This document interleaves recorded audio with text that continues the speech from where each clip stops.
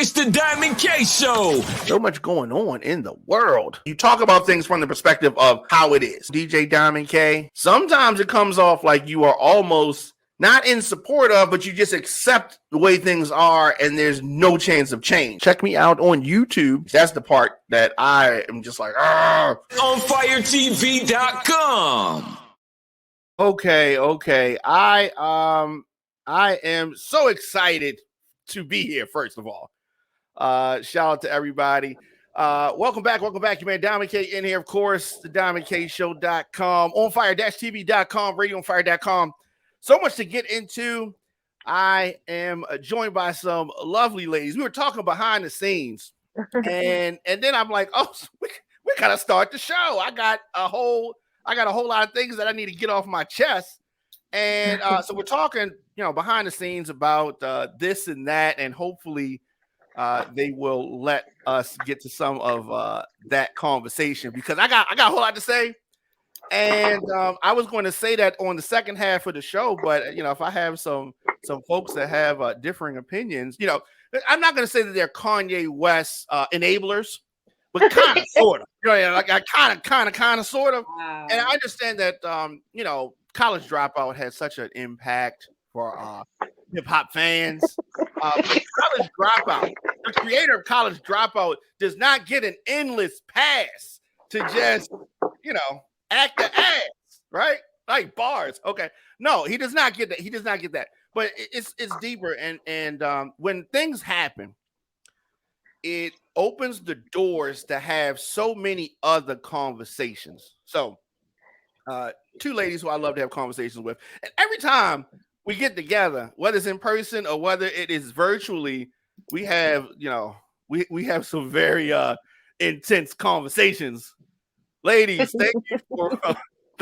thank you for joining me. Okay, yes, I definitely like to talk a lot, and I'm not going to only give my thoughts on, what you called, Crystal called the demise of Kanye West. I don't know if I would go that far, but I would definitely say the backlash he's receiving. I don't think he's going to have a demise in the sense. But he deserves something. Nneka N'namdi, first, how are you doing? I'm great. How are you? I'm amazing. You're looking well. Hey, like I told you, I drink my water. I mind my business. I don't be telling no lies. So okay. Now lies can, to some people, can be subjective, right? Because some people think that you're telling a lie. It's really that's their thoughts. That's their version of the truth. No, the truth is the goddamn truth. Well, Crystal Toya, how you doing? Hey, what up? Your background is kind of, it's kind of sexy. Is that a bed? Are you looking at the bed? You are way too turned up to be in the bedroom. No comment. All right, no problem. All right. So, what has been going on since we last got together? Man, a whole lot has gone on. That was 2016. When was that? No, it wasn't that long. Was it? I'm not sure. I think I've been on the show since. Yeah. Well, I haven't. Okay. I'm saying the last time Black Panther was out. Okay, so that was like probably 2018, right? Maybe 2018. Yeah. Sure. Yeah, y'all were in the studio. All the years run together after COVID. It's just one big year. So let's start there. I think that's a great place to start. COVID. How do we handle COVID? Wait, are we still in the pandemic? I was never in the pandemic. I would say that we are still facing the health and economic challenges resulting from COVID-19. Yeah, I would say. Yeah. Yeah, and Latoya would say we were never in a pandemic, which is fine. Okay, right. So I never was in a pandemic. Nothing changed in your life during the 2020? Nothing I could control changed. So that's kind of like a pandemic, right? Because it's not like we control the pandemic when the pandemic comes. Well, I'm self-employed, for one. Did you wear a mask when you went to Giant? I did not. In 2020? I did not. Nice. They tackled you at the door.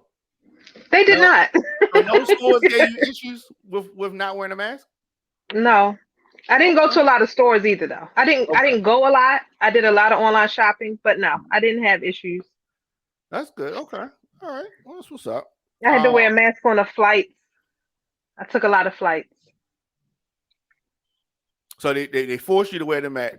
Did you wear one of those masks with a whole lot of the vents on it, or you just had like a regular mask? No, I had a little cute mask. It was cute. It was like a Basquiat mask. Oh, nice. No, okay, that's what's up. That's what's up. So you took trips. Did you ever get COVID? I did not. Okay. Nneka, did you ever get COVID? I did not. Okay. Now that we got that out of the way. Yeah. No. Okay. Did you know people that got COVID? Sure. Of course. Yeah. Of course. All right. And then so that was year one. Did y'all lose any friends or family members to COVID? I did not, but I know I didn't. a lot of people who did. Yeah. Yeah, absolutely.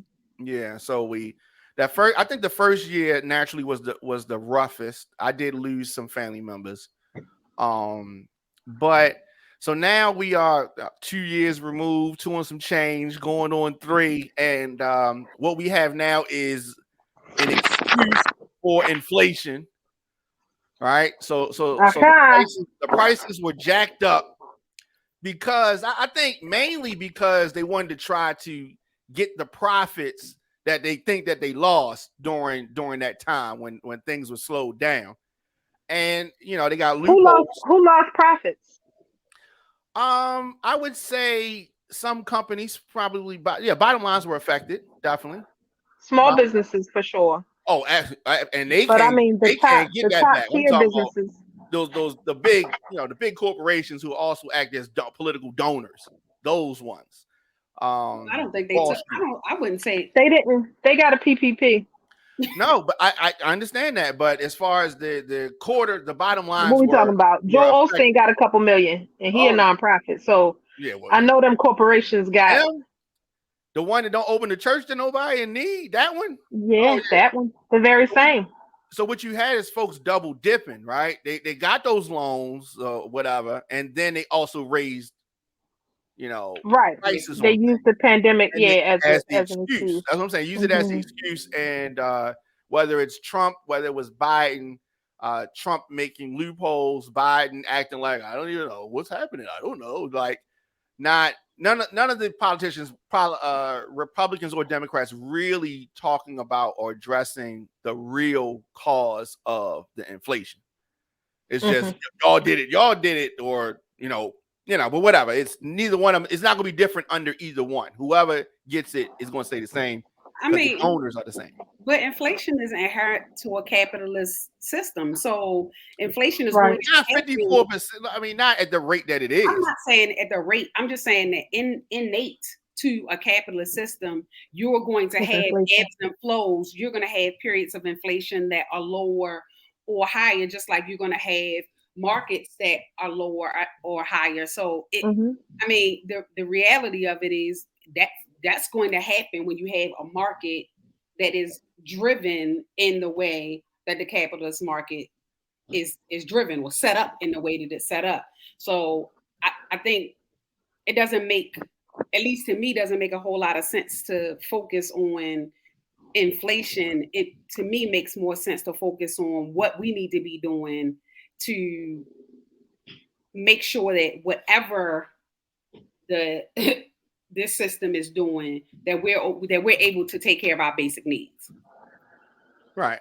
But that is true, and I agree with that. I just think that we can't ignore the fact that it's the average rate of inflation prior to the pandemic, probably about 2.5, 2.6%. And where it is now is significantly higher. So unless things are going to eventually go back down, which I don't think that they are.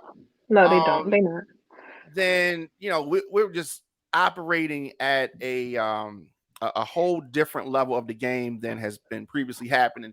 The haves and the have-nots the gap is going to be much wider. But we're operating in the red, and we were actually already headed to a recession. All of the major European nations are in a recession. The pound is now lower than the dollar. The euro is crip walking. Like it's a the pandemic was global, but it also had a global benefit for those countries who were already headed to or in a recession, because they were able to try to patch some of the holes in that recession for them, of course, because capitalism is what it is, and always leave out that lower 90%. They keep making it seem like is so much middle class, but the middle class is nowhere near what the middle class used to be. And they have actually broadened the wealth gap and simultaneously taken the labor force back into their homes, and also forced us to find ways to supplement a labor force, which now a lot of things are run by machines. So many more self-check lanes in every store. Just even in McDonald's, you can go to McDonald's and never actually interact with the person in some of the newer McDonald's. So they have simultaneously widened the wealth gap and taken people out of jobs, all the unskilled labor jobs, and covered up their recession with a global pandemic. So you seem like you feel like most of this was planned out. Me? Yeah, everything is planned. We have some of the greatest thinkers ever in places of government in every nation in the world. Everything is planned. Everything is considered. Everything is decided. Even a pandemic, even a virus that may have already been on the planet, may not. Like, who's to say? and there's no way we're going to be able to prove either way. There's no way we're going to be able to prove it, which is a plus for them. But I think that in order to, just putting together a production at an elementary school is chaos. Imagine putting together the parameters for a global pandemic in real time. We all just agree. We just immediately all agree, nation by nation, language barrier, translator. We all just immediately agree. Everybody wear masks. Everybody 6 feet apart. Everybody this, everybody that. I don't know. Nneka N'namdi, is your mic on? Yeah, my mic is on. You've been quiet for a few minutes. I just not knowing. Not what I've seen. You're in agreement. I understand you're in agreement. No, I mean, it's not necessarily that I'm in agreement. It's just that the reality of it is, we know that we live in a society where, or in a planet where there's definitely globalization of many things. So it is not unreasonable to take a critical look at what is happening when there's a recession, when there's a pandemic, when there's a war. It's reasonable to look very closely and use a critical lens when looking at any kind of world event, because you can definitely miss things. Do I think that they sat around the table and necessarily planned it out? No. But do I think they had all kinds of plans in place for when the next global pandemic or when the next disease that they could leverage for their benefit? Sure. Mm-hmm. And it doesn't mean sometimes it gets misconstrued, like the nuance of saying that things were planned and saying that, oh, I had people that really died. I'm in no way saying that COVID was not real, that people were not really sick, that people were not really dying. I'm not in no way saying that. I'm not in no way dismissing those deaths and losses to the virus. That's not what I'm saying. I just wanted to make that clear. Oh yeah. No, I understand that. And I definitely think that reactions to, like you said, pandemic was definitely, there's what I call a crash pack. There's a strategy if this happens, and I think that you have different organizations in different countries, CDC, whoever, the WHO, whatever, letter organization, and they get together and they figure out, we're going to do this, we're going to do that. This is the strategy, kind of thing. Absolutely. And so now the question is why we don't have individual family and community-based plans for all of these things. We live on the planet Earth. Wars are going to happen. Natural disasters are going to happen. Viruses and bacteria, like all the diseases are going to happen. These things are naturally occurring on the planet, and they're going to occur more frequently because we are doing things to a living Earth that are disturbing Earth, and you better know that this planet will take us out of here before it allows us to destroy it completely. And so knowing that, we should be planning.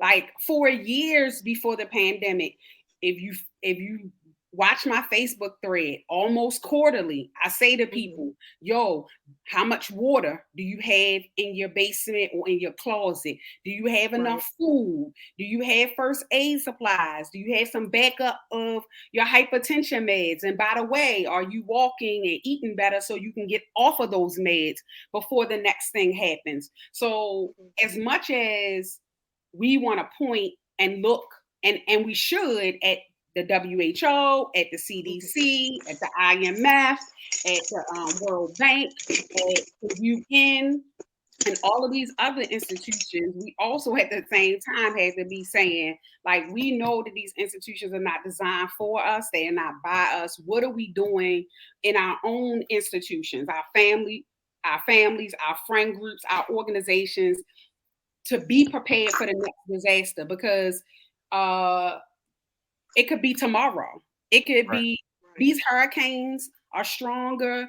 The earthquakes are stronger. Like, what are we doing to prepare instead of waiting until the next COVID happens? Because the reality of it is, quietly, while Maryland was shut down, construction still happened.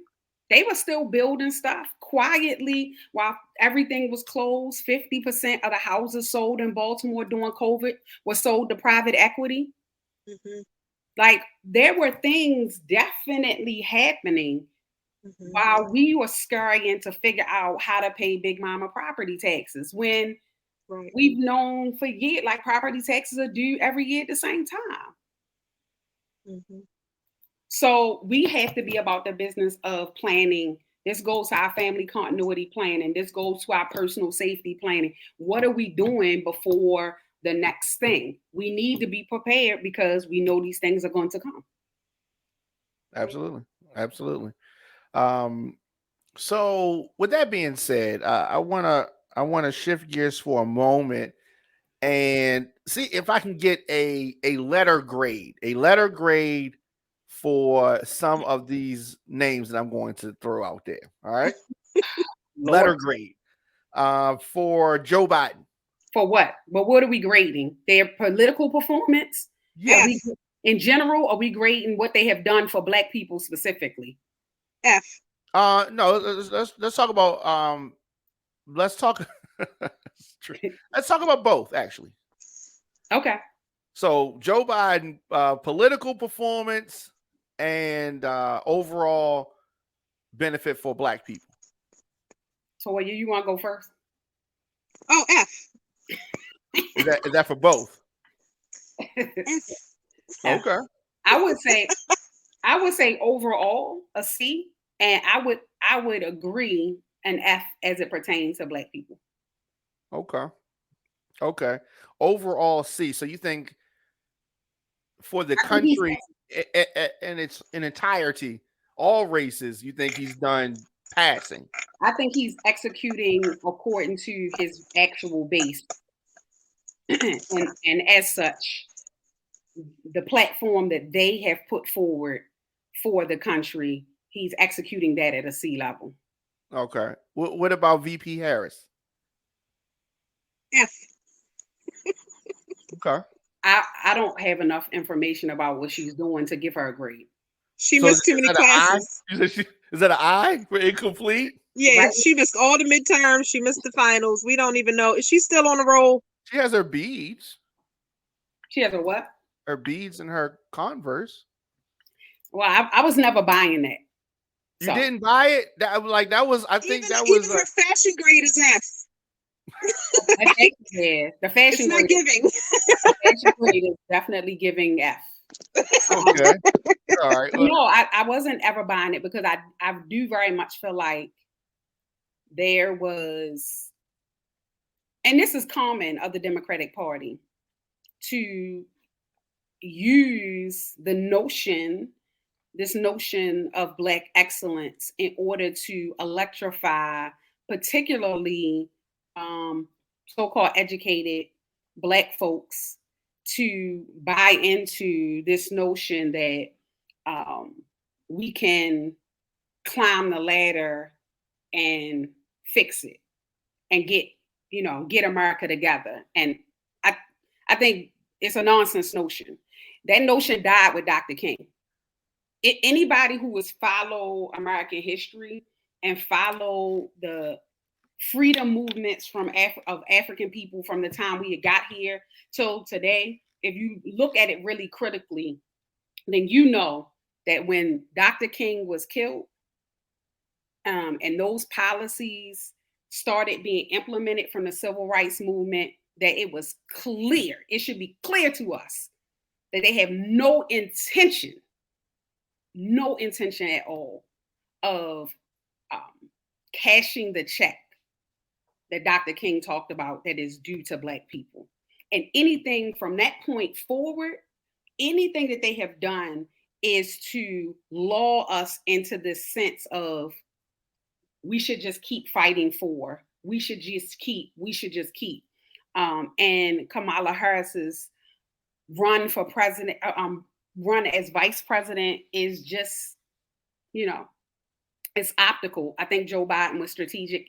His camp was strategic in that whenever America be messing up, particularly who cleans up after all of the shit and all of the mess is typically Black women. And so that was the signaling that was given. And that's why I'm like, I don't even know what she doing. Honestly, I knew more about what Michelle Obama was doing as the first lady and her initiatives than I've seen from Kamala. So that's why I gotta give her an eye. Yeah, I mean, generally the vice president is not somebody that the president likes to really put in the forefront. It's usually friction behind the scenes. It's usually, they're the backup quarterback essentially. And it's usually not harmony between the camps, between, their teams or whatever. And so it's usually like that. I personally did not want her to be the selection. I wanted the selection to be Stacey Abrams. I would have loved for her to have been the selection. Because here's the thing. If Joe Biden leaves the stage tomorrow, Black and Kamala is not. But I'm saying if Joe Biden leaves the stage tomorrow, now it's a toss up because most people are not going to support VP. They're not going to vote for that Black woman for vice president. You talking about who? Stacey Abrams. So they would have done what? Trump? That ticket would have been the winning ticket? No, I'm saying, well, had Biden picked Stacey Abrams, he probably would have lost. You think so? You think that Kamala Harris made that much? Because Kamala only became Black to run for vice president. And when you look at the demographic of who votes the most is Black women, who's the most educated Black women. A lot of us went to HBCUs. A lot of us are in sororities. And Black people are emotional voters. Oh, we like her. Oh, she's so cute. Oh, look at what she did with that outfit. We're emotional. And it's very juvenile. It's a very juvenile way to vote. But it's what we do. We vote Democrat and we vote for who we like. We literally say, I like so-and-so, where you hear other people say, oh, this person is, and starts listing the qualities that the person has that are for your benefit. But Black people are just like, no, I like her. I like him. That's just not Black people though. Let me be really clear. You think people gave a fuck about what Martin O'Malley's policies were? They voted for him because he had swoop hair and he played saxophone. A lot of people vote for who they want to sleep with. That's how Sarah Palin was able to get as far in that election that she was. They vote for people who are, by and large, are people that they feel like are powerful, and we know that those are the same people that many people in this country want to sleep with. So I think we should be clear. Sure. Black people ain't the only ones voting along those juvenile lines. However, the consequences of doing so for our people are much higher because none of these people are moving in alignment with the needs of Black people. I agree with that, actually.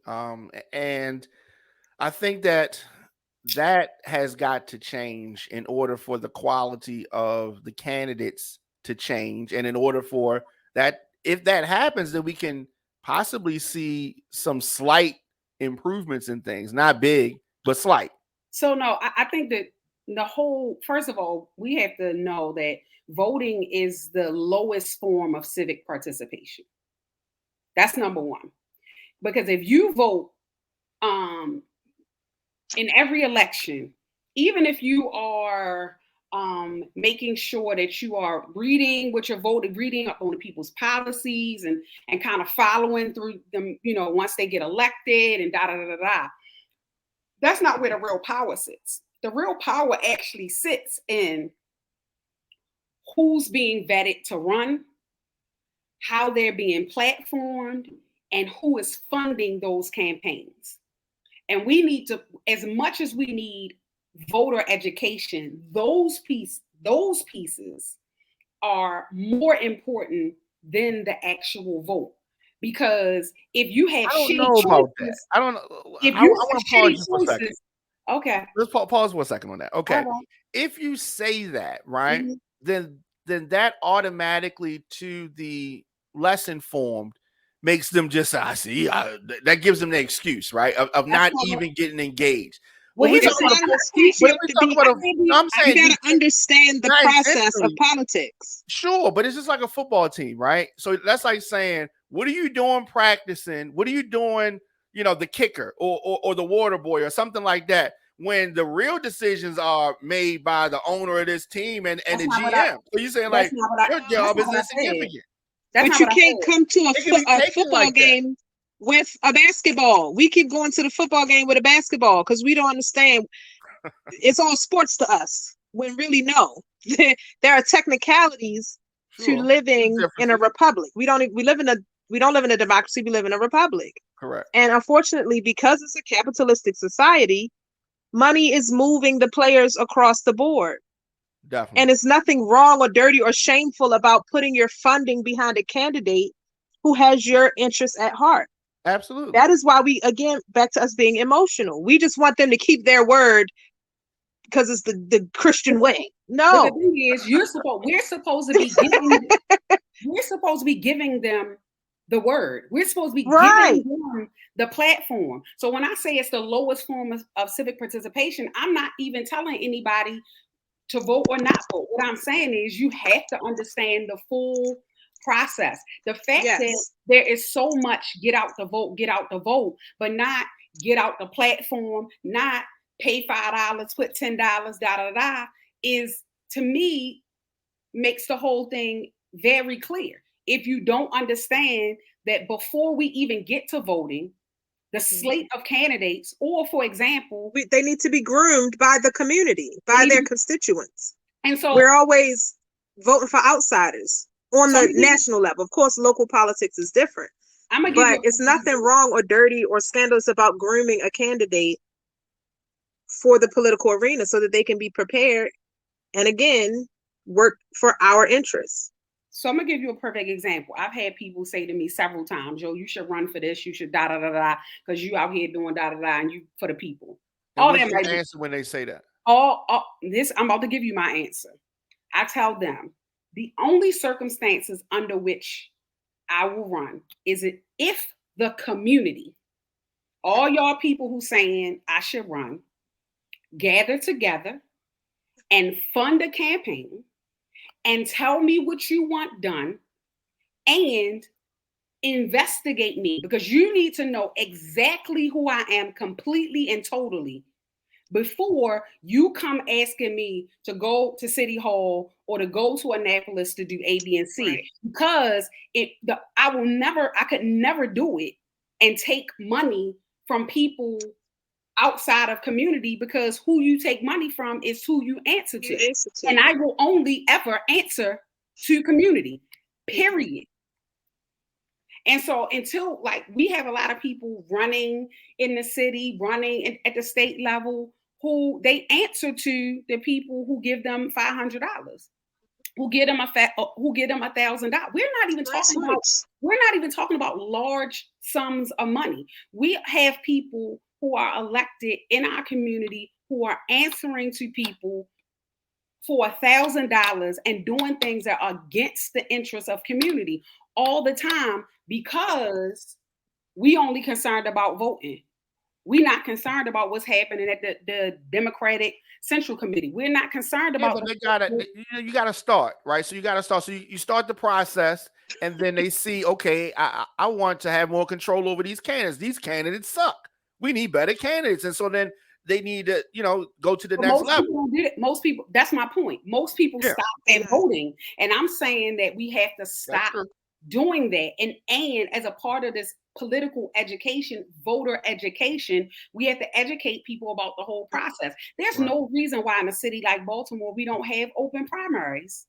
Come on. That's why we're getting these shitty ass choices, because we don't have open primary. There are plenty of independents, there are plenty of libertarians, there are plenty of people with no party affiliation who would serve the interest. Can't vote in the primary. Yeah, who can't vote in the primaries. So their voices are muted. But also, because there isn't an open primary system, many of them end up choosing to try to force themselves into either the Democratic, because you got to play the game, and to play the game, and nothing ever comes of it. And so, like, we got to have because their goal is to play the game and not change the game. So you can play the game with the intention of changing the game, and they may come in with that, but then somewhere along the line they get enticed by other things, enticed by shiny objects, or beaten down because of the process or whatever. I think the game could change if all Black people registered as independent. We treat the Democratic Party like religion. No, my grandfather was a Democrat.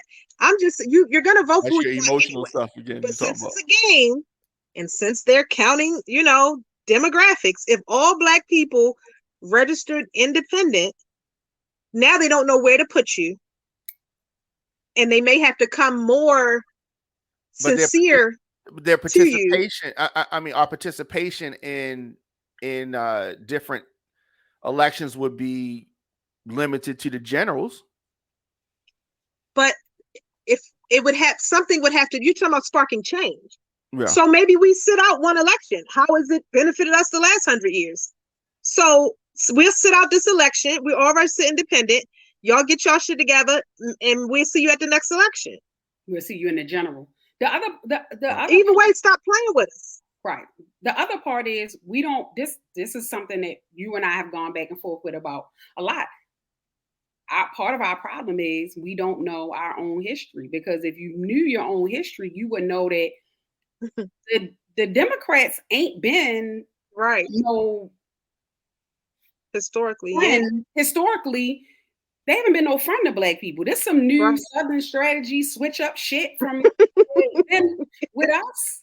Right. I mean, in the Reconstruction years, and really until the 50s, most Black people were Republicans. And again, I'm not saying I think that we should not be aligned to any party. I think we should be about the business of lobbying for open primaries in all of the 50 states.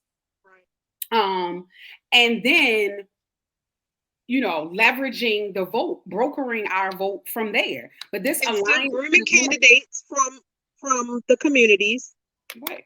Like it can't just be one thing, it's got to be octopus. We got to be doing several things at once. Right. We need different people to run. I think that there should be an age limit on folks that are elected. We get these. What would that number be? I don't know, but it needs to be a number. There needs to be a 65. Because all CCOs aren't created equally. Huh? Yeah, but even still, I said all 60-year-olds are not. All Sure. 18-year-olds ain't created equally, but they can't run for president either. So, Sure. I mean, Yeah, I think yeah. I mean, there has to be. I mean, we there has to be, because the older, try to get your parents to do something that they haven't been doing. It's hard to get them to do it. You just anything, something around the house, just anything. They always been doing it like this, and they're gonna always do it that way, and you can't convince them otherwise just because. And it's like that's how we get the same old stuff over and over again. Some of these people power is very seductive, but that's the thing. That is the thing about what we have come to know as white power. It is very seductive, and it oftentimes does not lend itself very much to transfer. People try to hold that power until they are dead. Right. And that doesn't work. Okay, so what does he say? I'm not clear about what he's saying, but in any case, I don't know either. We need, I mean, it's a whole political education, it's a whole voter education piece. Yeah. It is a whole education piece about who we are, what our history is. All of these things come into play so we can know how to function. Because let's be clear. I love the independent thing, though. I love that. If we were organizing ourselves, so by our needs and executing our vote based on the policies that we need in community in order to be healthier, wealthy, and wise, then we wouldn't be having, to a certain degree, we wouldn't be having this conversation. The problem is we're absolutely not doing that. And a lot of it is because we don't even know that the things that impact our life are policy. And we're reactionary. We're just reactionary. We wait till it happens and complain, but it takes so much to pass a bill into a law, or by the time it's a law, you really missed the train. You can't even. So yeah, that's all part of the game. For sure, it's set up for like sure. that. For sure, it's set up like that. It's set up so that those in power, those who are landholders, major landholders, those who have passive income can navigate the system. But this is all about disrupting. See, the other thing is, we go back to the beginning when you were talking about capitalism and people getting their money.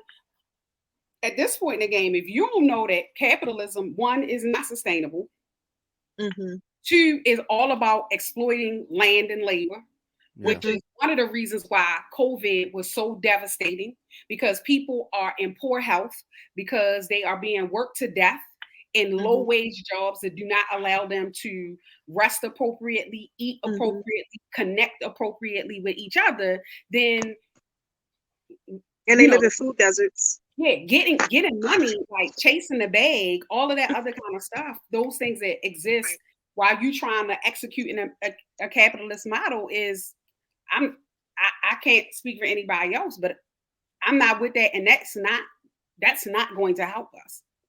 That's not going to help us at all. And so, knowing the political game, being able to disrupt it to a certain degree, while we over here drinking our water, minding our business, and not telling lies. I mean, I'm just saying. That's how you feel. Brandon Scott, is he gonna get reelected? I gotta hit two more things before we go to a break. Brandon Scott, is he going to get reelected? I don't know. Honestly, I'm sure he can get reelected. Again, I think this is one of those situations where, one, much of the work that he's doing specifically around violence interruption and restorative practice in community is long game work.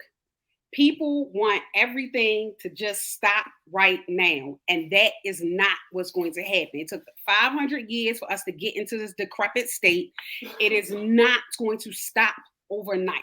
So teaching restorative justice and, executing it, teaching mediation, all of those things are things that are going to take time in order to manifest, especially when you have a police department with a $500 million budget but cannot solve 300 murders in a year. We have to question when you got a $500 million budget, but you cannot solve 300 murders. What are we getting? What is the people's return on investment for that money? Now, the mayor. I've said this often. Police don't solve crimes. Informants solve crimes. But and here's so the if thing. they don't have cooperation, they can't do nothing. That's all. They don't solve anything. Here's the thing. Detectives are police, correct? They don't solve nothing. Here's the thing. What is their job title? What is their job description? They didn't even solve the murder. What was the police officer? What was the police officer that was killed in the building? Sean Suter, right? Yeah, I did. Well, they didn't solve it because they didn't want to solve it. They didn't want to solve it. Then they don't need $1 billion. Then they don't need a $500 million budget. Yeah, okay. It's your end of year review, buddy. It's your end of year review. Show me how you spent this money all year. Oh, you didn't do anything? Okay, y'all thanks. said defund the police. I absolutely am. Absolutely. Absolutely. The local police departments don't need to be malicious. Don't need to be ready for international war. Just the police. I think that we saw in Uvalde that they're definitely not a militia, and they definitely ain't ready for no war. They were scared of that one dude in Uvalde. In the school? Oh, in the school. Yeah. We talking about Baltimore City, brother. Baltimore City is definitely not ready. A situation like that in Baltimore City, I think we're getting the same result. I think you're getting the same action. So where's the $500 million going? It's going to somebody's pocket. Exactly. So they should get paid $17 an hour like security guards. It ain't going to the individual officers. It's going to somebody's pocket. Some kind of we could trade. So we have armed security guards that are getting paid to be detectives and everything else, because that's what you're saying. A security guard just kind of stand there like, hey, don't steal nothing. If they took $250 million from the police budget and put it into housing and put it into healthcare and put it into education, crime, all the types of crime that we have would fall. We do not need, say that one more time. If we took half of BPD's budget and put it into put a third of it in housing, a third of it into healthcare, and a third into education, in the next year, we would see violent crime and property crime drop significantly. Mm-hmm. And why do you say that?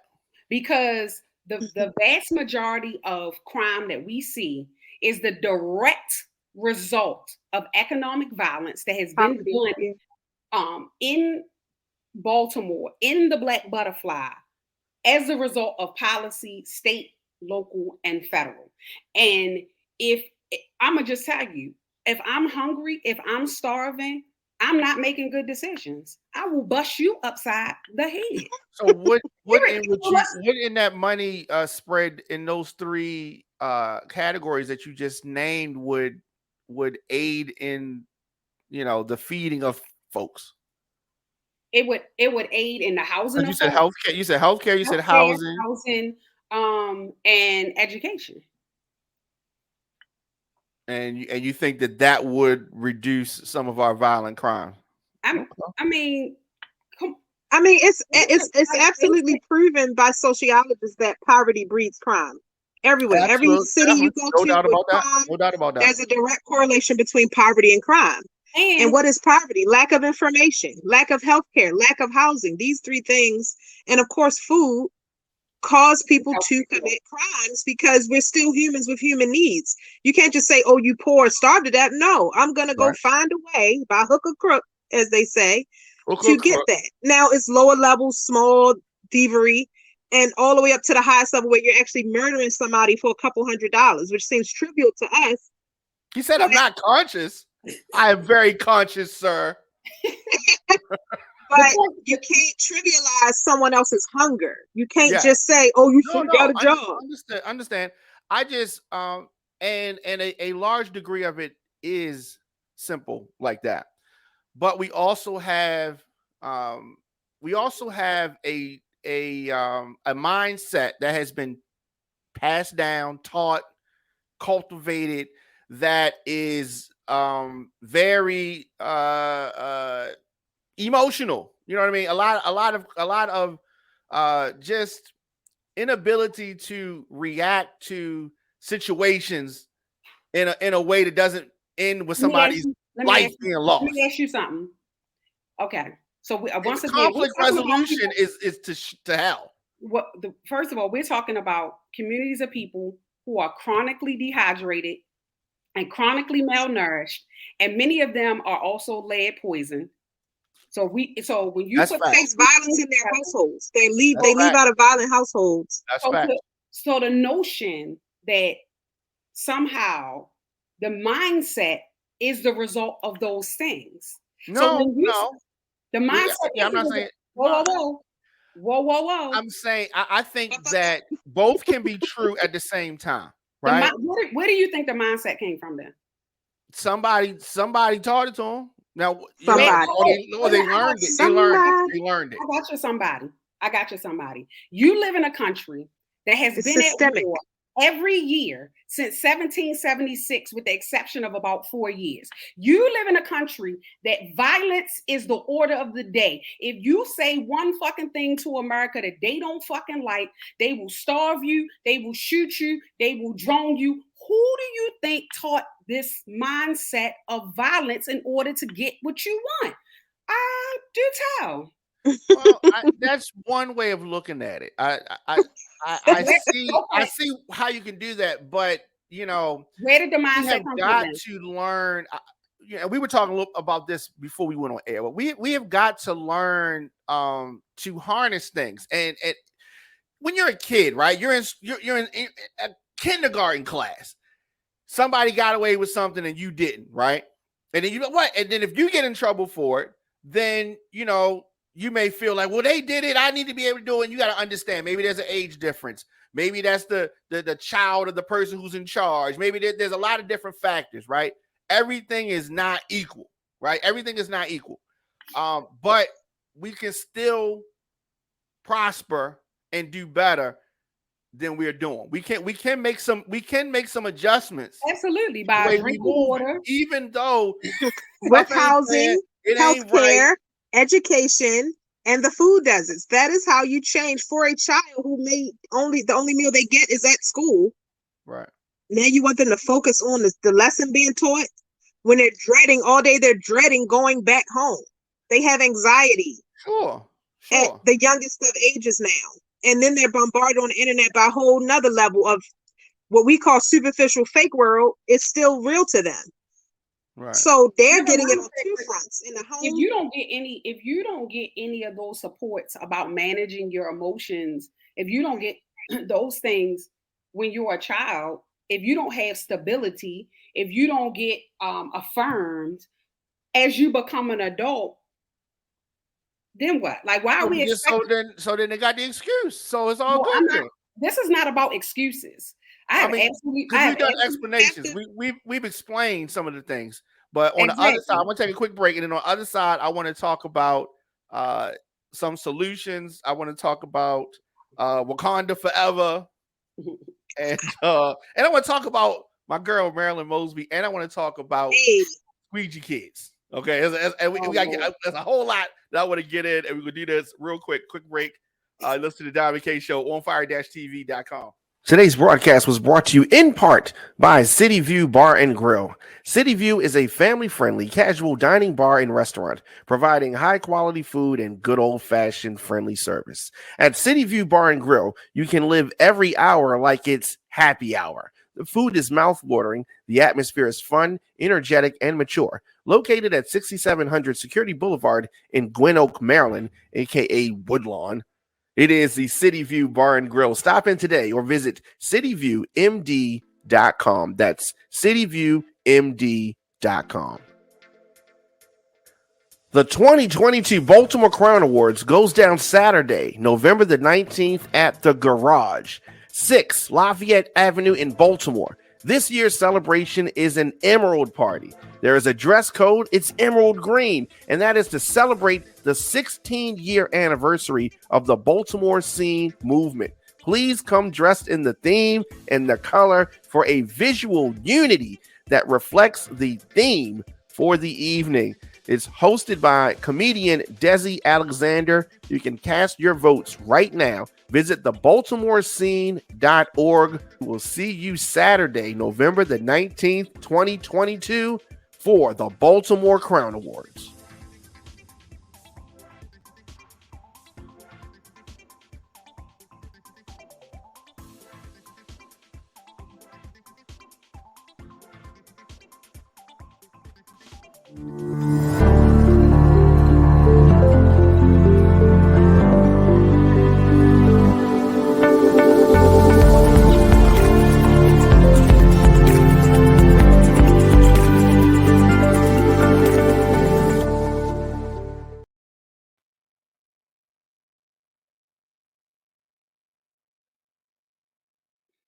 Looking for food that feeds your soul? Hoodfellas Bistro and Catering is your local African-American owned restaurant offering American cuisine. Located across from the courthouse, we offer daily jury specials to reward civic duty. Enjoy our full-service restaurant and fully stocked bar. Dine in, pick up, delivery, and catering. Our themed happy hours feature live music, handcrafted drinks, and weekly specials. Book your private event at hoodfellowsbistrocatering.com.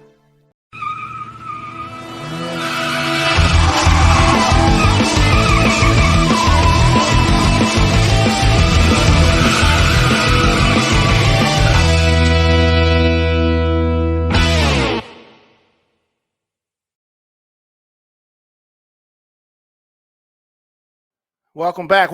You man, Diamond K in here, of course. The Diamond K Show. We're having a spirited discussion, as always. Anytime I get to chop it up with these ladies is a good time. It's a good time. So Nneka N'namdi back in the building. Fight Blight Bmore, Crystal Toya, two first names. You gotta watch anybody with two first names. You gotta watch them. No comment. Marilyn Mosby. What are thoughts on Marilyn Mosby? Nneka, start with you. I have a deep, abiding, sincere prayer that Marilyn beats the case. Yeah. Because it is the most ridiculous. First of all, most people who purchase properties don't read all of them documents.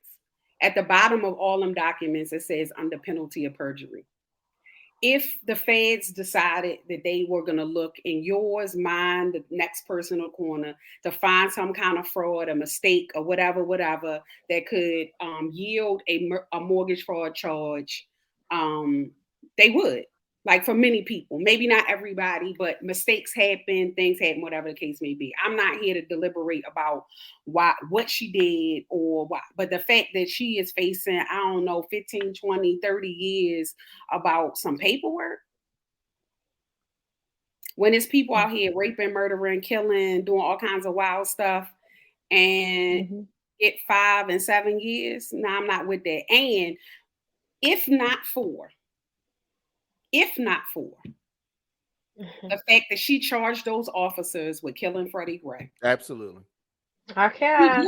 This would never have happened. And absolutely, if she had been successful in bringing down convictions, which she almost was, I don't think this would be happening either. I think the one critique that I would have is that when she charged the officers, she should have brought in outside investigators, because it is my sincere belief that there are people within BPD and people within her own office who are the reason why those convictions, they didn't have all of the, an airtight case to secure those convictions.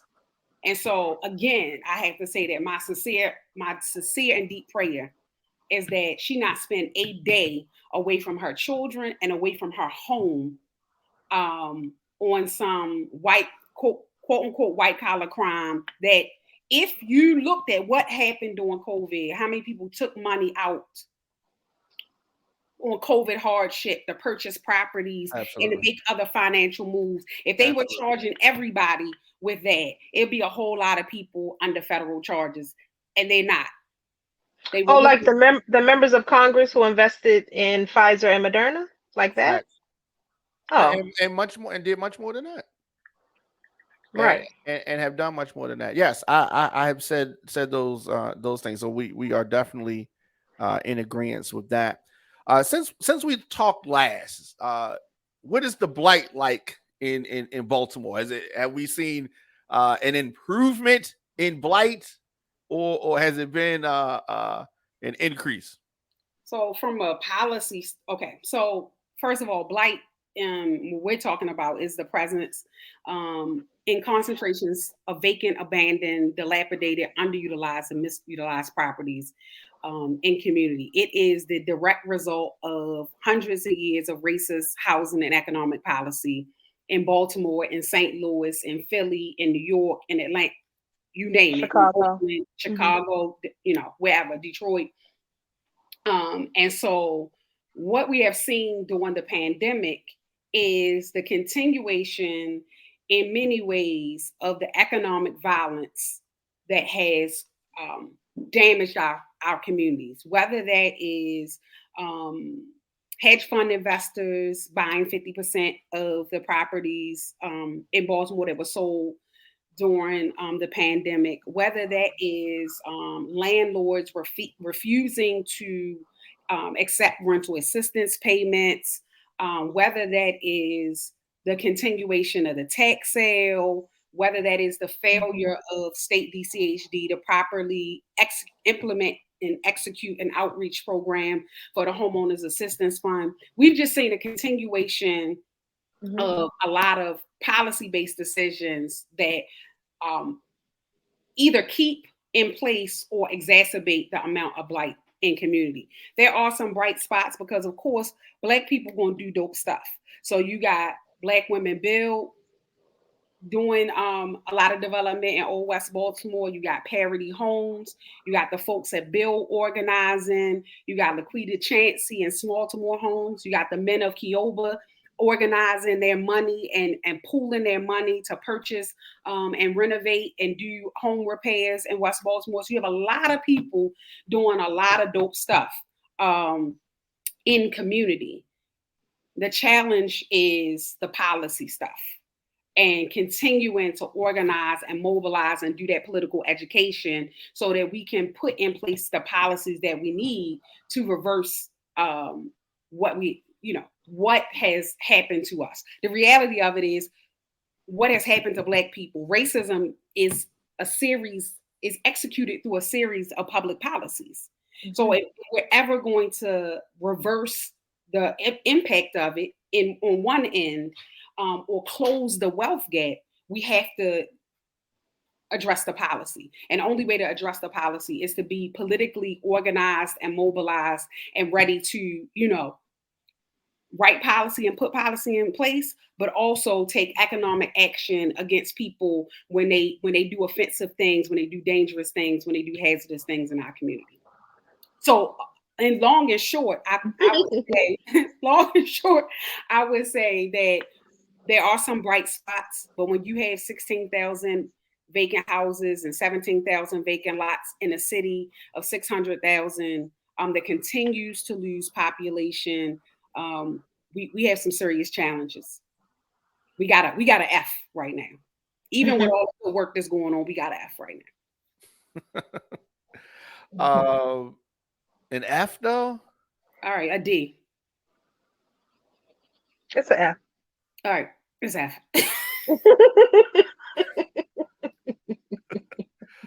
So could be better.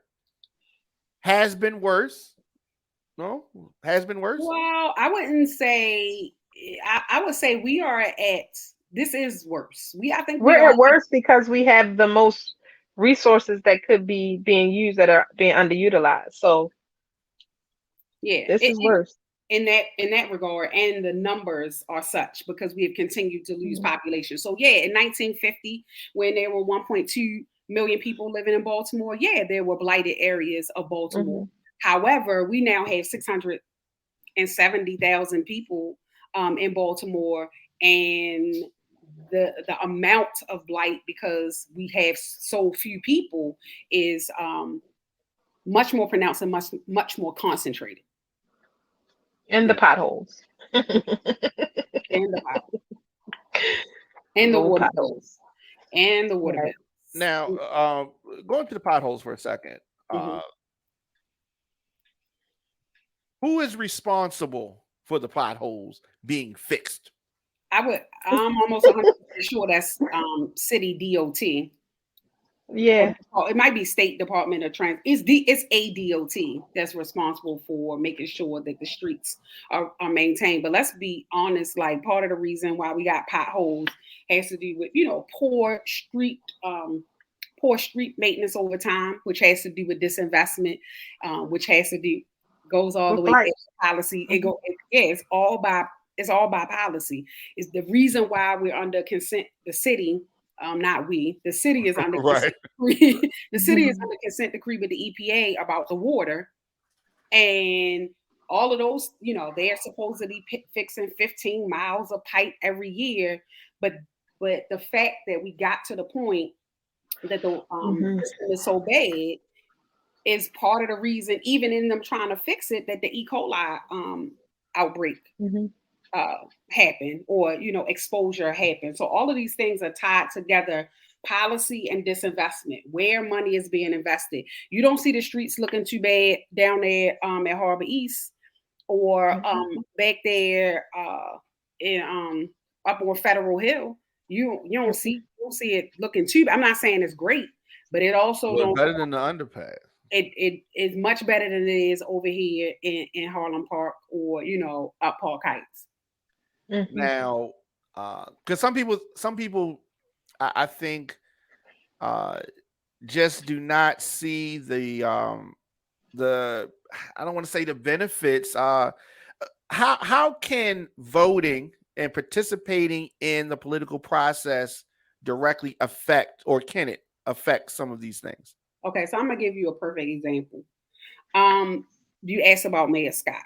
Now, for all the things that I got issues with for doing, right? One of the things is, from the very beginning, we have been advocating against the tax sale, which basically is a predatory scheme that the city executes to collect money on unpaid property taxes. And so, for whatever reason, whatever people's reasons were, they voted Brandon Scott in. Now, of all the issues that are going on in Baltimore, I pressed him, and other advocates pressed him about tax sale. He listened to a certain degree. So we have now a tax sale working group in Baltimore, and we're supposed to be about the business of reforming tax sale. But let's say he was up for re-election now, right? And people voted for someone else. That someone else could come in, and maybe the people who funded that campaign were the tax certificate purchasers lobby. And they could come in and be like, oh yeah, forget that reform. We don't care nothing about Big Mama House.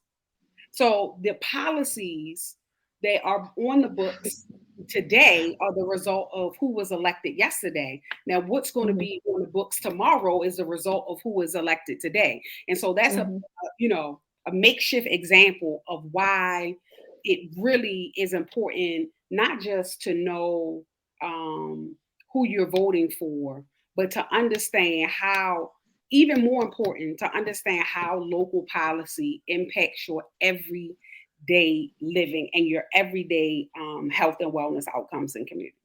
Absolutely. And I say that all the time, not as eloquently as you did, but I definitely say that. And I like to hear other people say it. You know what I mean? Because people will just discredit how collectively we can impact things. Well, that's because, okay, let's be honest. We have worked very hard in spurts to do collective mobilizing, and we have gotten some things done. but some things not so. And so I think that there is a deep well of disappointment because we really believed that at some point that we would be accepted into the American tapestry. Now, I would say to Black people, I don't know why you want to be included in this shit at all. At all. The whole thing is built on exploitation and a lie. It's all built on a lie and all of that. But I think that part of it is this innate sense of justice and fairness that we have, and this belief, which is true. It's not just a belief. This country would be a shell of itself. It would not exist as we know it if not for the ingenuity of Black people, the creativity of Black people, but also the exploited labor of Black folks. And I think on some level we feel like if we don't, that we should work to try to hold on to it, to keep America together, so we can one day finally get our due, instead of working to disrupt and dismantle so that we can build anew. And that's the that's the challenge, is a dichotomy that we have. Some of it has to do with the fact that we don't know what we were, what we had before we got here. So we can't even imagine a world without this white hegemony, without racism and white supremacy. We have a challenge. That's one of the things that is done. It damages our ability to imagine a world that is free. Imagine a world that is liberated. The mere fact that people think that you can't have a world without policing. First of all, police, go look at any society, any non-European society prior to the colonial era. Peaceful societies, they had their problems, people had wars and stuff, but you ain't had no damn police. Police are not, police is not necessary. We have been acculturated to believe this false sense of security that is created by police, when police are only really here to protect property. And the reality is the property that they were about protecting when policing was established in the US was us. Right. So, we just got to get to a place where we're able to imagine a nation anew. And, who knows what that actually looks like? Who knows if it's here? We might got to leave this. We might not get no reparations.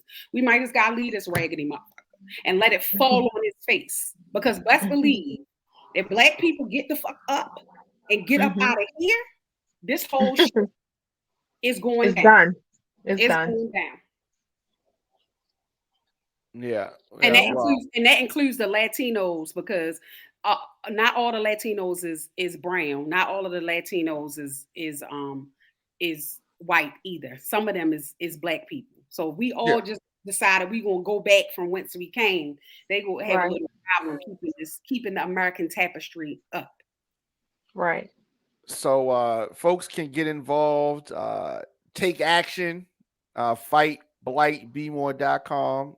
Love your website, and very informative, and it is definitely something that folks need to check out. And just a minute or two listening to you talk, they can tell that you are what they call the real deal. Okay. The real deal. Fight blightbmore.com. And those were not bars. I was just saying that is just the website name. Okay, but I am known to spit bars. Okay, spit hot fire. All right, Dylan. Right, spit hot fire. And we definitely want to talk about Black Panther 2. Did you think there was going to be a Black Panther 2? Like at one point, I'm like, yeah, it's going to be Black Panther 2. And then we had a tragedy happen. And then I'm like, okay, how they going to pull this off? I mean, it makes too much money. Yeah. It makes too much money. They're going to, it's going to be a couple more. Yeah. And then I saw the previews. I said, oh, I see where this is going. And then I was like, okay, what was I thinking? Right. Of course. And so as we have come to expect there is going to be a celebration and a watch party.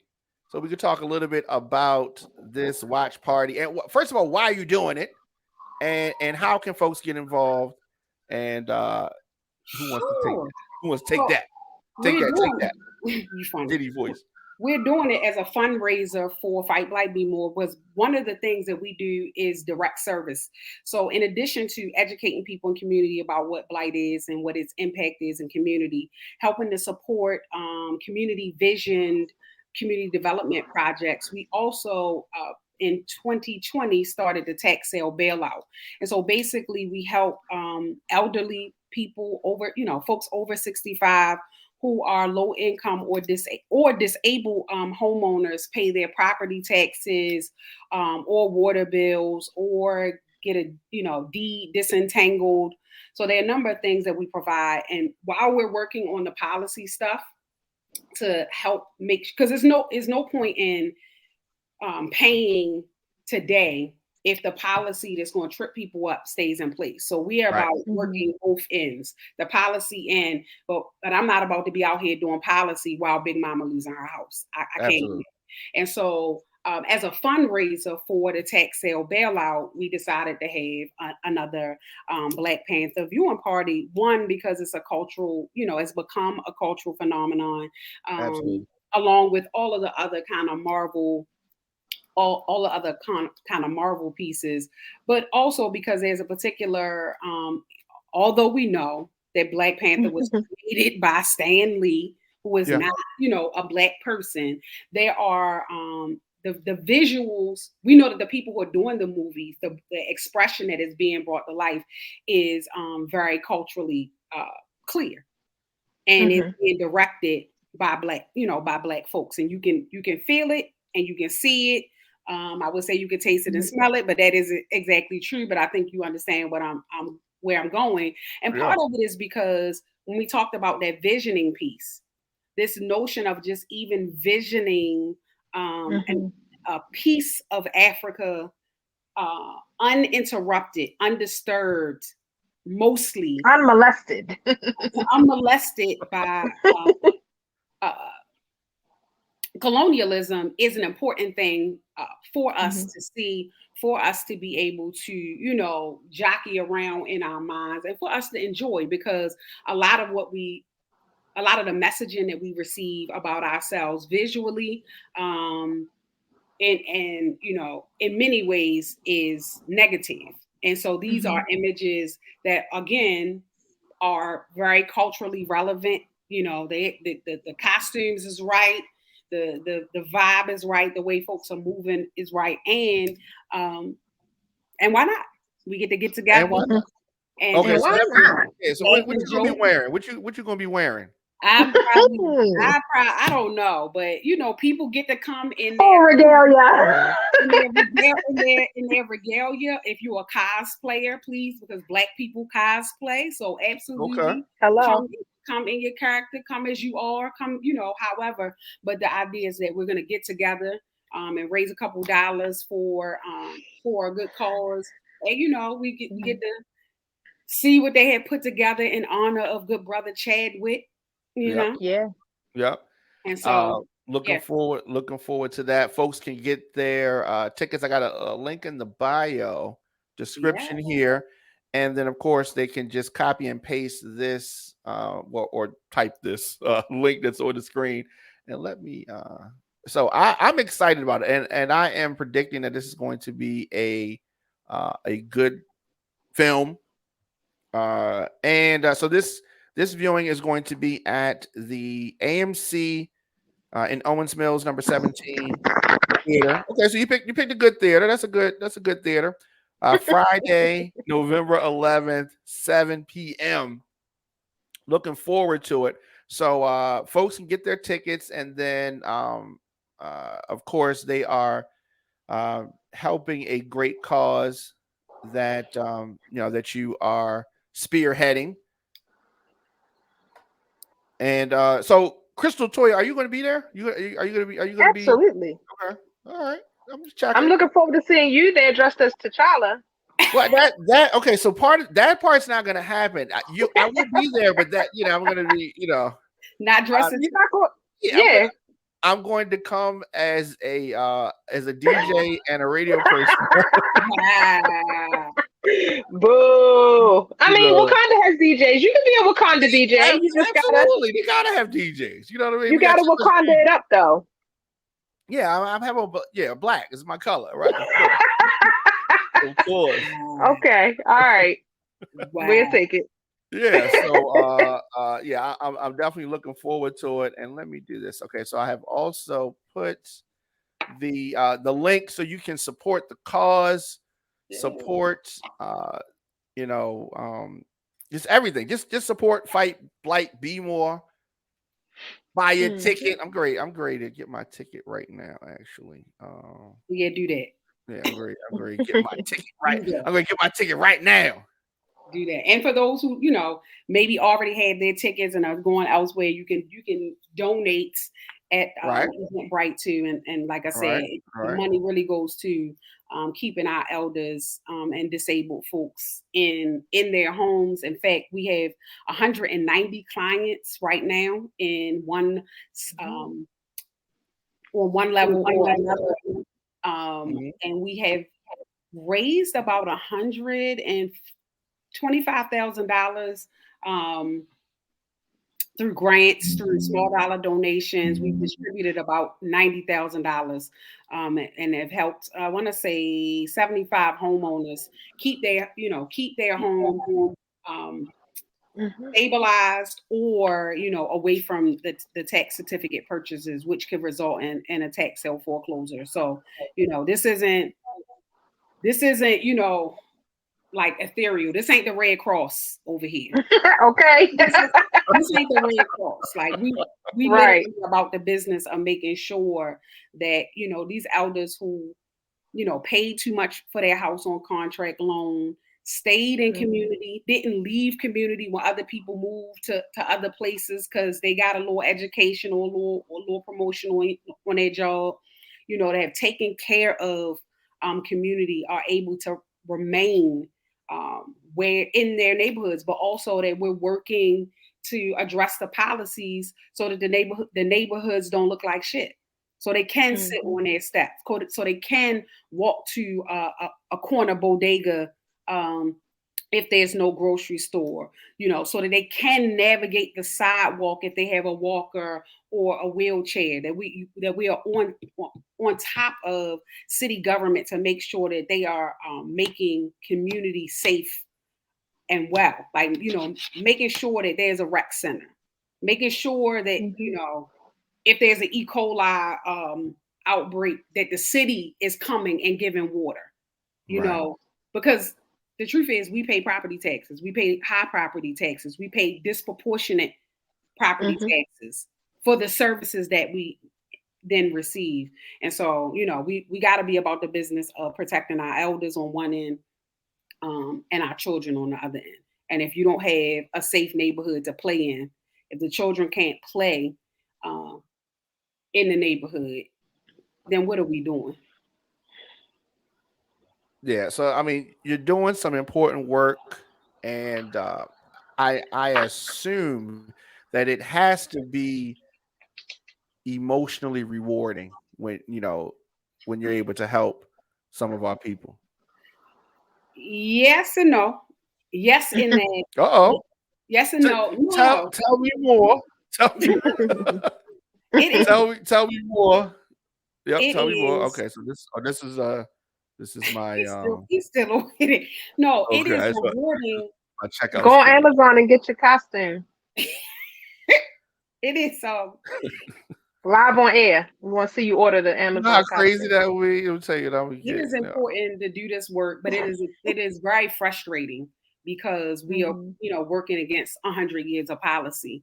And sometimes we're working against a lack of knowledge or understanding among our own folks. And so it can be frustrating, but this is what I was born to do. I was born for Black people, and I'm going to do what I was born to do. Now, I'm not. Let me tell you what I'm not finna do. I'm I'm not fitting to be 65, 70 doing this work. Okay. I'm doing the work. So you training the next generation? I'm training the next generation. There it is. Will come a time sooner than later where Okay. I turn it over to them. My door will always be open for you a long way from 65. So I don't know what you. I'm actually not all that long away. Yes, you are. Yes, you are. Stand up, turn around. Let's see. No. Yeah. Okay. Terrible. How quick did the last 20 years go? Yeah, it went by quick. Blink of an eye. Okay. It went by quick. You Okay. know, Exactly. if I think back to the days when I talk to you every day, to now I talk to you every time. Every time, the comic book people say, when the last time we made a Black Panther movie? Oh yeah.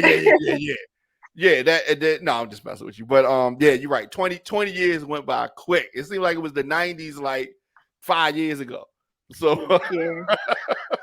it That's seems like it was the 90s. Yeah. So I'm looking forward to the Black Panther 2 watch party. Wakanda Forever, right? You saw the Wakanda Forever. Wakanda Forever. You saw the previews, right? It was official. It's official. The preview made me cry, so it's over. Previews was official. You know what I mean? It's over for me, child. Angela Bassett. You're a crier in the movies? I'm a crier. Yes. Oh, man. Absolutely. Yeah, I don't even know how they made the movie. I would have been. You put your feet up on the seat in front of you? No, I'm too short, actually. But no. All right. Okay. All right. Well, if the requirement is for me to be dressed up other than a club music DJ who talks Wakanda club music DJ. I'm coming as club a club adjacent. Wakanda right? club adjacent. Yes. No. It is come as you are. Let that I gotta come as a club music DJ. I can do that. I try to help Drake but I can only do with so much. He's from Canada, right? I'm from Baltimore. I'm official. So so it's gonna be like that. It would not count against you that Drake got 2 left feet. It wouldn't count against you. He does. Oh, I know. He literally does. Yeah, that's true. That is true. All right. I'm excited about it, and I'm going to be talking about this on my show from now up until you tell me to shut up. Till I tell you all the tickets are sold. All the tickets are sold, right? AKA shut up, right? They try to get us to get another theater. Shut up. Yeah, Got you. I love that place, actually. I love that location. All right. So again, Black Panther 2 watch party, Wakanda Forever. Come as you are, come as you want. They're trying to pressure you to but you ain't got to, but it's me. It's just me. What you gonna be wearing? What you gonna be wearing? Oh, you don't even understand. You don't even understand. You know it all the way.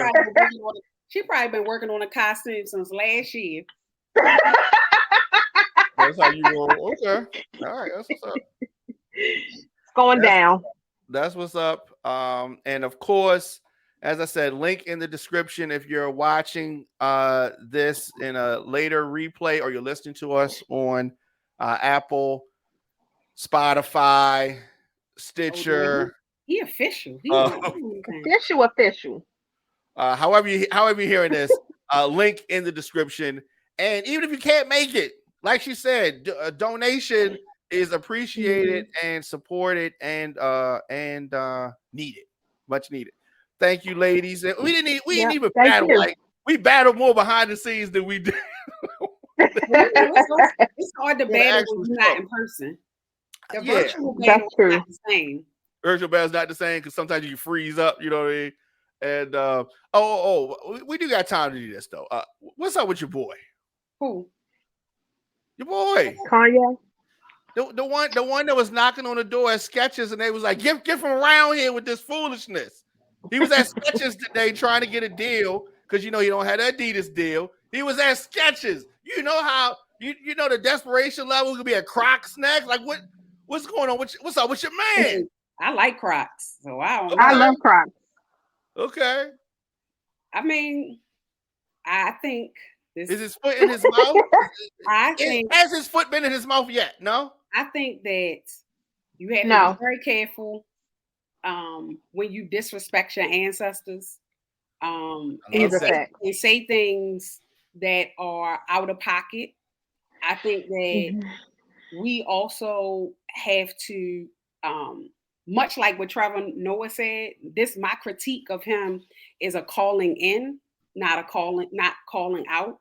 I think, unfortunately, like many of us, Kanye was seeking acceptance into white corporate structures.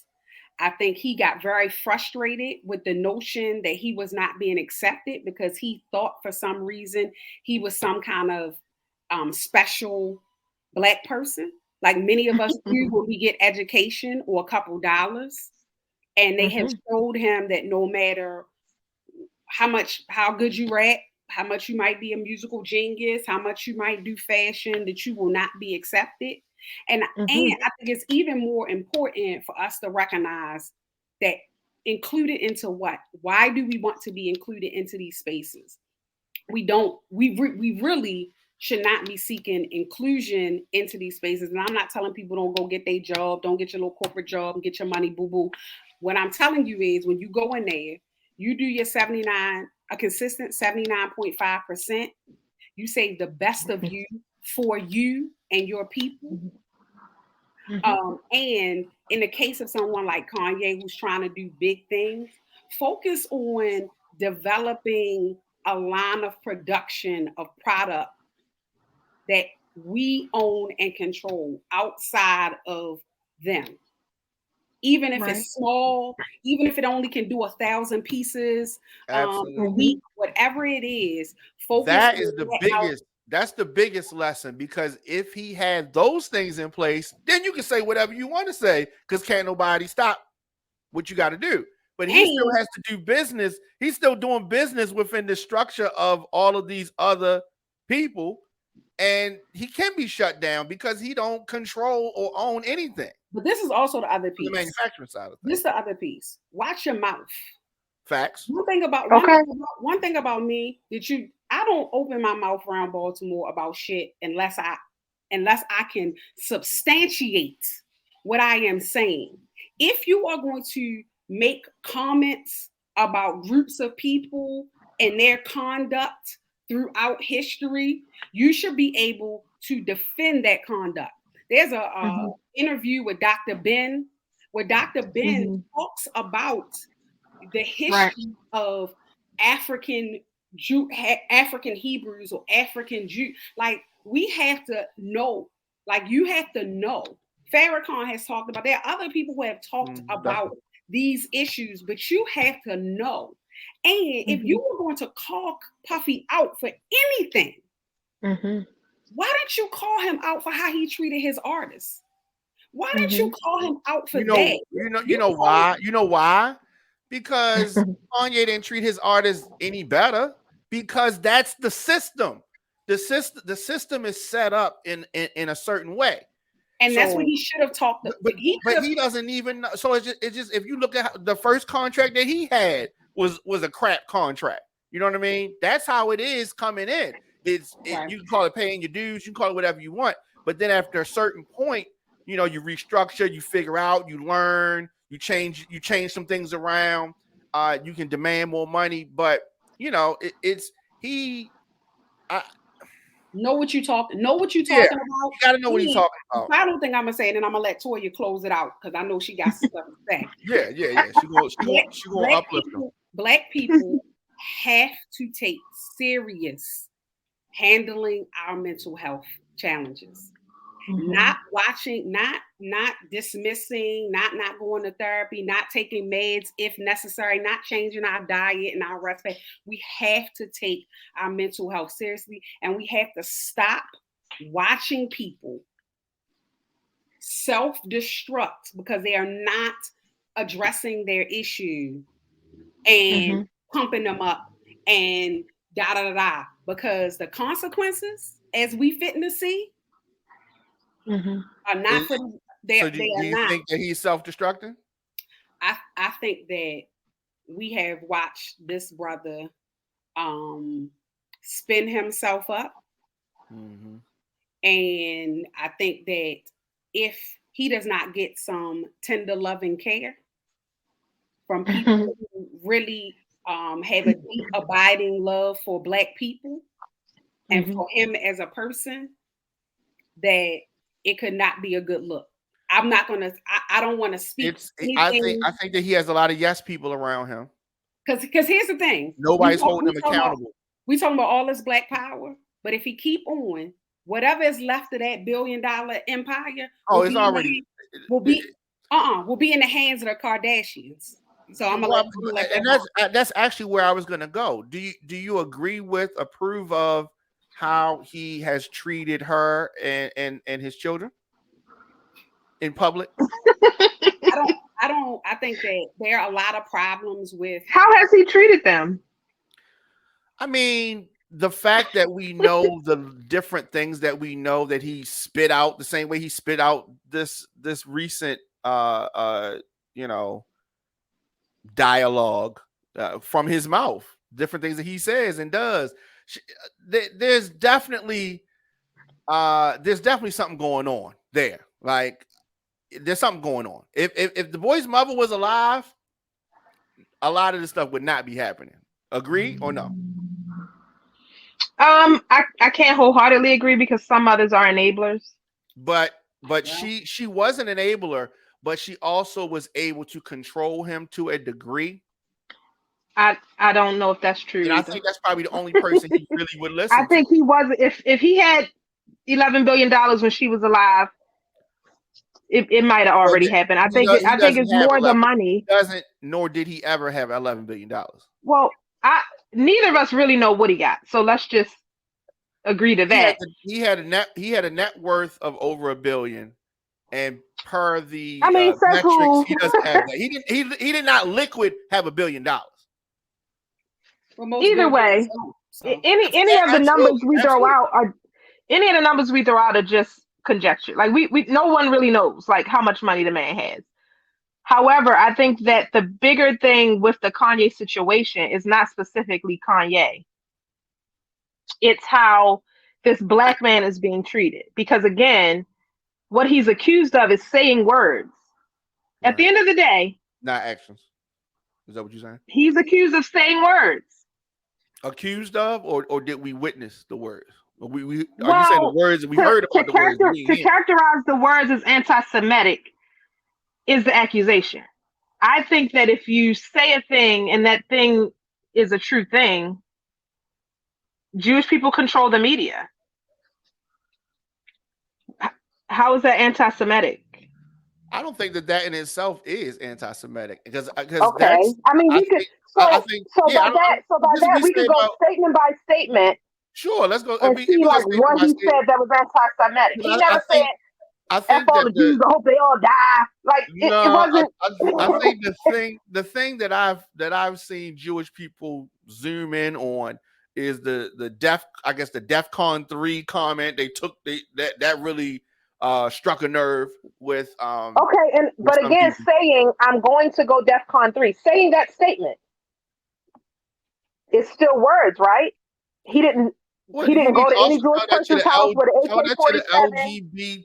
Tell that to the LGBTQ folks but because now we're switching topics because even the LGBTQ they react the same. The reaction is the same because the power structure is the same. LGBTQ is run by white men, and this is what we're talking about behind the scenes. Why can't Black people? I don't have any problem with Jewish people saying you can't say this about us. We shutting you down. I don't have no problem with that. When the LGBTQ folks do it, I don't have no problem with that. The problem that I have is why don't Black people do that when they be talking about Black women, and why don't we target those advertisers and force them to get those dudes out of there? Why don't we do that? We should because we are not empowered. But how Nneka was talking about, they learn. We don't own the media companies. We don't own the record labels. But listen, we don't own it. But listen, we've seen Jewish people do it. We've seen the LGBT. Because they own things. We've seen it. So why can't we take our economic power, right? So we're the Because buyers. we don't own it. We ain't gotta own it. We're the people that they sell it to. So as the people you're saying just don't buy it. You're saying don't buy it. Yeah, because we are the most powerful ones. We're the ones who buy it. We're the ones who buy the stupid purses and the shoes and whatever it is. I think the issue is bigger than purses and shoes. No, I'm saying whatever it is. I'm saying whatever it is.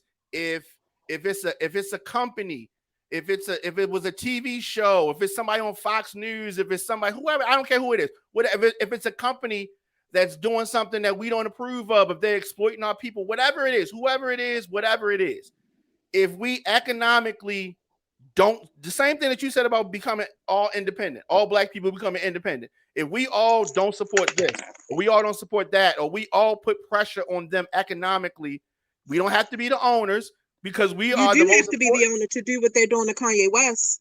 You have to be. No black person ever again can buy another Yeezy, and it would not affect Kanye West the way this is affecting Kanye West. That's true. I think it minimizes it to say just don't buy it. No, but I'm not talking about doing this to Kanye West. I'm thinking about other things. Let's look at the different. Let's take the NFL for instance. All the players in the NFL, the majority of the players are what? Black, right? Yeah. When whatever happened with Colin Kaepernick, if all of them said, no, we don't rock with that, it shut down. The end. They're going to figure it out. They didn't have to be the owners. So I'm just saying that's the mentality. I'm saying collectively, just like I love what you said about us all being independent.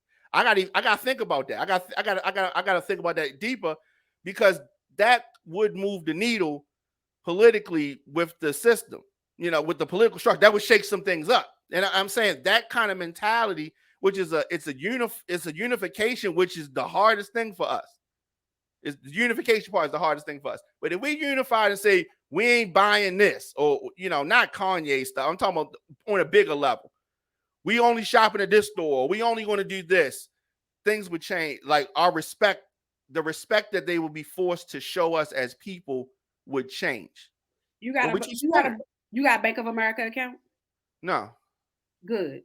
But you know how many people still got black people still got Bank of America accounts? Too many.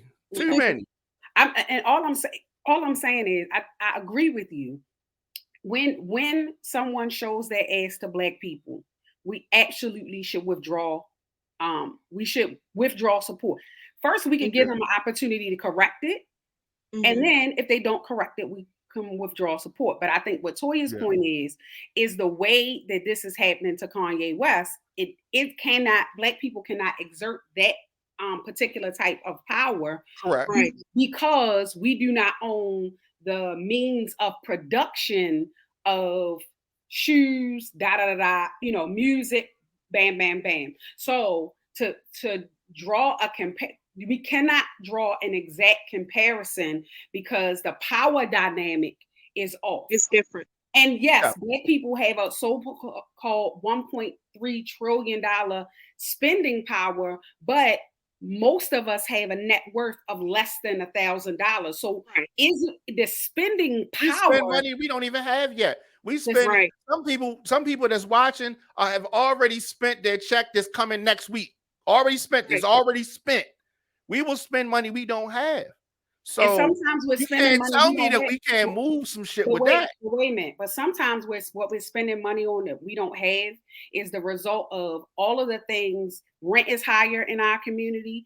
Food is higher in our community. Insurance is higher in our community. So going back to the policy piece, systemic. The word for the day is systemic. So we got to be real careful.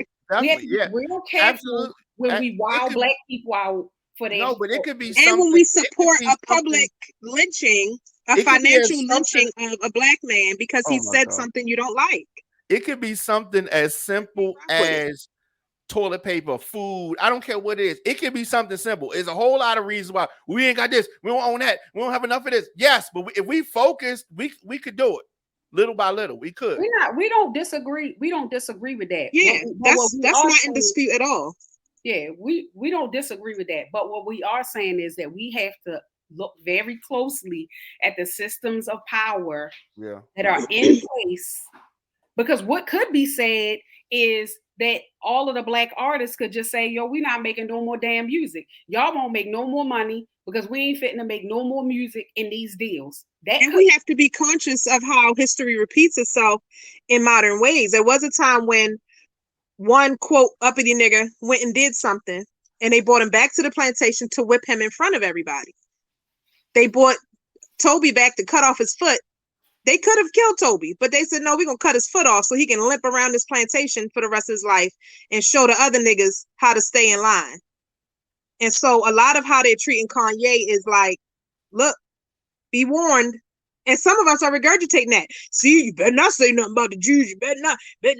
Jew mess are going to get you. Like, it's like surreal how much of us revel in. Like I told you, I don't have an issue with that. I just think that we need to adopt and use these strategies the way that we can use them. We are the main people that these products are marketed to, and we should collectively spend. And one of the biggest things Kanye said on his Drink Champs interview is that he was jealous of the Jews and how they work together and how they're economically a sound body. That clip doesn't keep getting repeated. He said, I'm jealous of them. I wish we could be more like them in business. Well, maybe we should have had kids with a Black woman to start it off, and maybe I would have believed them.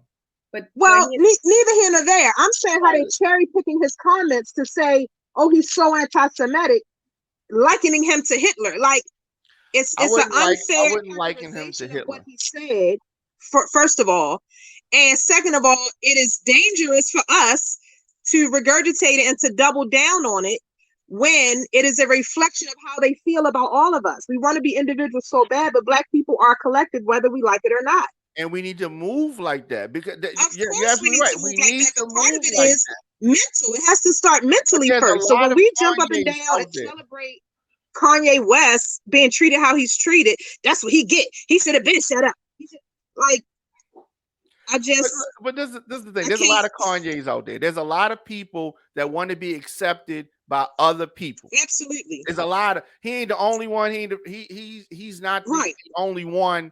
That's done that. A lot of our people want to be accepted by others. We do. And that we have got to figure that part out. We got to figure that part out because he ain't gonna be the last one. Trying to get accepted and then realize that the flames. Well, a lot of the people speaking out against him are trying to get accepted. they getting a leg up in their career path by doubling down on how much they disagree with Kanye. Well, I definitely disagree with Kanye.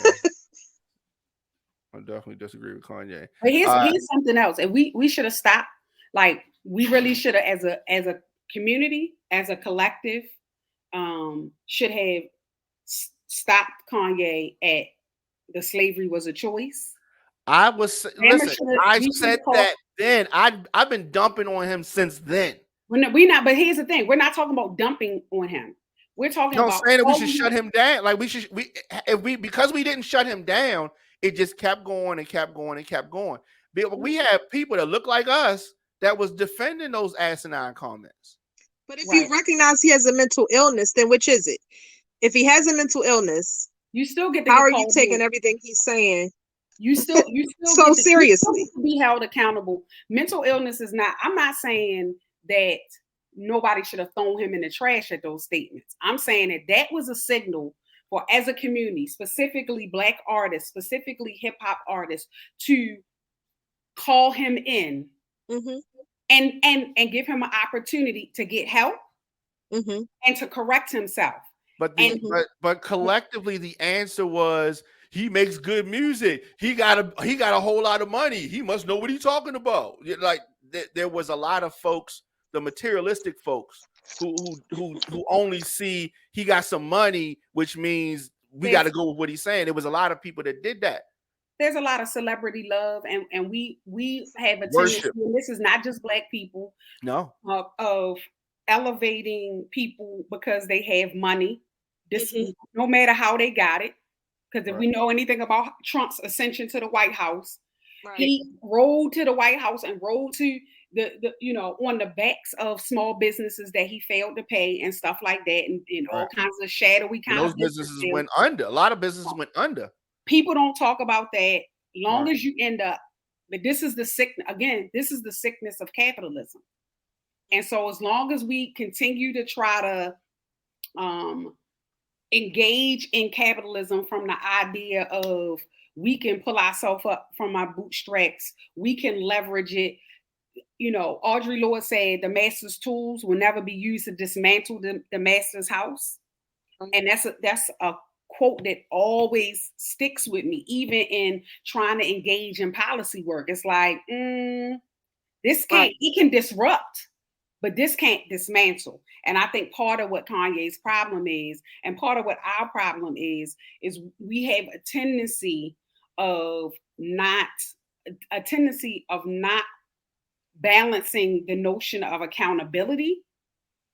When we talk about cancel culture, we're canceling the behavior, not the person. But we have gotten into this punitive thing where we want to cancel the person. Now, yes, R. Kelly, after we didn't try to get you to cancel the behavior and you continue, you got to get canceled as a person. But it really starts with canceling the behavior. And we failed not just with Kanye, with other people we failed with R. Kelly, and there's a lot of similarities because one, we knew his behavior, we knew what was going on, we still supported the music, we still supported, we still fed the beast, so it continued, and the same thing with Kanye. It's been supported and it continues. We need to worry about the Kanyes and the R. Kellys in our own families and communities. That's true. It's much bigger than Kanye himself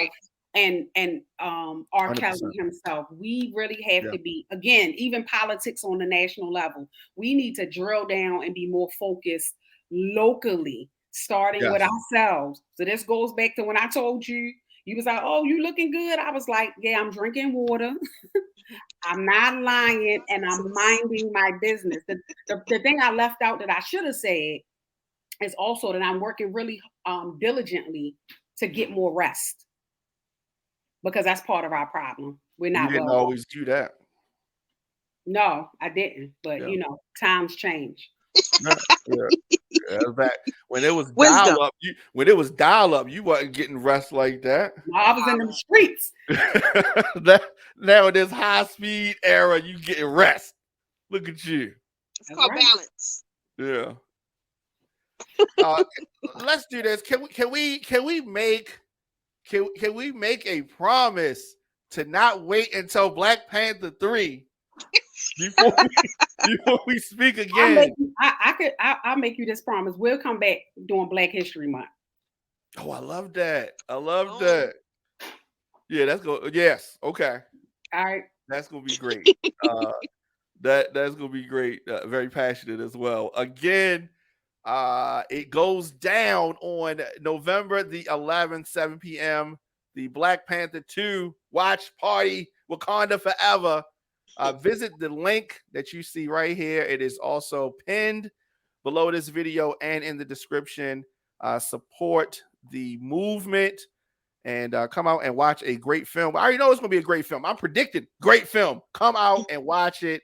And even if you can't come, even if you're in another city, support what is going on here and make a donation. You can do that by clicking this link. As I said, you can also visit fightblightbmore.com. Thank y'all both so much. Thank you. Thank you. All right. I will see y'all. All right. All right. The defense wanted to call a forensic accountant. And this accountant is supposed to testify that Mosby's net worth declined by at least 30% in the spring of 2020 as a result of the COVID-19 pandemic. Oh, and the prosecution hates that. See, because here's my thing. Every business was affected by COVID, unless your business was to spread COVID. So the prosecution's like, oh, no, she's going to actually prove her case. We don't want this to happen. We don't want any testimony from this witness. So they didn't want the testimony. Of course, this at the core is her defense. Mosby had a travel-related business. The travel industry was impacted severely by COVID. It's the Diamond K Show. Hear it on FireTV.com.